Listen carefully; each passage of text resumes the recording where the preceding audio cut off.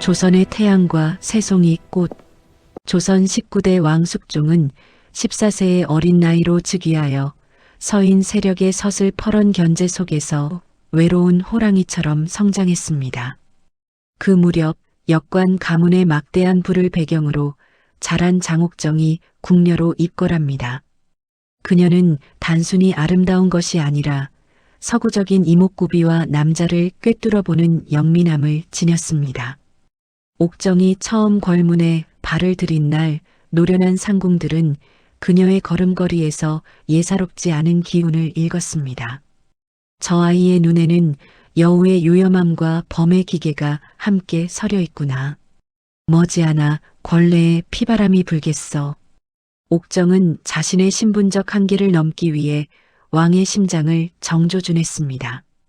대비의 반대로 한 차례 쫓겨나면서도 그녀는 반드시 다시 돌아와 이 궁궐의 주인이 되겠다는 독한 맹세를 남기며 복수의 칼날을 갈았습니다. 세월이 흘러 옥정은 숙종의 어머니인 명성왕후가 승하한 후 다시 입궐합니다. 어느 비 내리는 오후 숙종은 후원을 거닐다 빗속에서 홀로 꽃을 어루만지는 옥정과 재회합니다.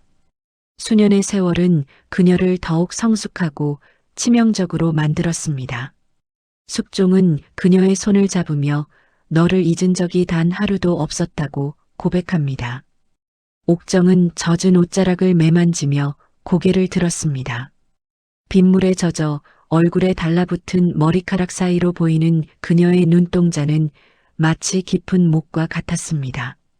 저나 꽃은 비에 젖으면 시드나 소첩의 마음은 젖을수록 더 붉게 타오르나이다. 이 재회는 단순한 사랑의 시작이 아니라 조선의 정치를 뒤흔들 남인 세력의 부활을 알리는 신호탄이었습니다. 장옥정에게 미쳐버린 왕을 바로잡기 위해 서인들은 명문가 출신의 민씨인 현왕후를 계비로 드립니다. 그녀는 법도와 예절의 화신이었으나 숙종에게 그녀는 자신을 감시하는 서인의 인형일 뿐이었습니다. 가래날 밤 화려한 학궁의 자리에서 숙종은 민씨에게 눈길 한 번 주지 않고 취선당으로 향했습니다. 차가운 빈방에 홀로 남은 인현왕후는 화관을 벗으며 거울 속 자신의 수척한 얼굴을 보았습니다. 전하, 저는 가문의 딸이기 전에 전하의 아내이옵니다. 그러나 숙종은 차갑게 등을 돌려 방을 나갔습니다. 홀로 남겨진 인현왕후는 꺼져가는 촛불 아래서 밤새 소리 없는 눈물을 쏟으며 자신이 짊어진 국모의 자리가 가시방석임을 깨달았습니다. 장옥정이 마침내 아들을 낳자 숙종의 광기가 폭발합니다.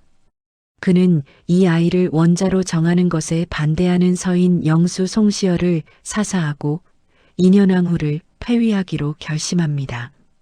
민씨가 소복 차림으로 가마도 없이 대궐문을 나설 때 백성들은 거리로 나와 어찌 하늘에 해가 두릴 수 있느냐며 통곡했습니다. 반면 궐안의 장희빈은 화려한 비단옷을 휘감고 거울 앞에 서서 중전의 보관을 썼습니다. 그녀는 거울 속 자신을 보며 속삭였습니다. 이제 이 조선의 모든 것이 내 발밑에 있다. 민씨는 안국동 사가로 쫓겨나 거친 보리밥을 먹으며 살게 되었으나 단 한 번도 왕을 원망하는 기색 없이 묵묵히 인내했습니다. 장희빈이 중전이 되어 권력을 휘두를 때 궁궐의 가장 비천한 곳인 세답방 빨래방에서 한 여인이 조용히 움직이고 있었습니다. 인현왕후를 모시던 무술이 최씨였습니다. 무술이란 궁궐에서 물을 깃고 불을 떼던 가장 천한 신분이었죠. 그녀는 장희빈의 삼엄한 감시 속에서도 매일 밤 패비민 씨의 안녕을 비는 정화수를 떠놓았습니다. 그녀의 손은 거칠어졌으나 마음만은 옥수수처럼 맑았습니다. 그녀의 소박하고 맑은 눈망울은 권력의 도끼에 찌든 장희빈과는 정반대의 매력을 지니고 있었습니다. 어느 깊은 밤 장희빈의 변덕과 사치에 지쳐 홀로 궁을 거닐던 숙종은 희미한 등불 아래 엎드려 울고 있는 최 씨를 발견합니다. 내 무엇을 하느냐? 숙종의 물음에 최 씨는 온몸을 떨며 답했습니다. 소첩, 전 중전마마의 은혜를 잊지 못해 마마의 장수를 빌고 있었사옵니다. 죽여주옵소서. 자신을 욕하는 것이 아니라 진심으로 나라의 어머니를 걱정하는 무수리의 모습에 숙종은 큰 충격을 받았습니다. 탐욕스러운 권력 다툼 속에서 처음으로 본 순수한 진심이었습니다. 숙종은 그날 밤 최 씨를 품었고 그녀는 훗날 영조대왕의 어머니가 됩니다. 숙종은 숙빈 최 씨를 총애하기 시작하며 장희빈과 남인 세력을 서서히 압박합니다. 마침내 1694년 숙종은 전격적으로 황국을 단행하여 남인을 축출하고 인현왕후를 복위시킵니다. 5년 만에 다시 궁으로 돌아온 인현왕후는 수척해진 모습이었으나 기품은 여전했습니다. 숙종은 그녀의 손을 잡고 내가 너무 늦었소라며 오열했습니다. 민씨는 말없이 왕의 손을 맞잡으며 미소 지었습니다. 원망보다 깊은 자애로움이었습니다. 장희빈은 다시 희빈으로 강등되어 취선당에 갇히는 신세가 됩니다. 중전의 자리에서 쫓겨난 장희빈의 가슴 속에는 도끼가 서렸습니다. 그녀는 취선당 뒤편에 몰래 신당을 차리고 무속인을 불러들였습니다. 인현왕후를 저주하기 위한 구판이 벌어졌습니다. 그녀는 지프로 만든 인형에 인현왕후의 이름을 적고 화살을 쏘며 저주를 퍼부었습니다. 내가 죽어야 내가 살고 내 아들이 산다. 밤마다 취선당에서는 기괴한 주문 소리가 흘러나왔고 공교롭게도 인현왕후의 건강은 급격히 악화되었습니다. 장희빈은 광기에 젖어 인형의 가슴에 바늘을 꽂으며 웃었습니다. 그 웃음소리는 저승의 문을 두드리는 소리와 같았습니다. 인현왕후가 끝내 승하하자 궁궐은 슬픔에 잠겼습니다. 이때 숙빈 최 씨는 장희빈의 저주 사실을 숙종에게 고발합니다. 분노한 숙종은 장희빈에게 사약을 내립니다. 사약을 든 의금부 판사가 들이닥치자 장희빈은 절규했습니다. 전하를 직접 뵙게 해주시오. 그러나 숙종은 끝내 나타나지 않았습니다.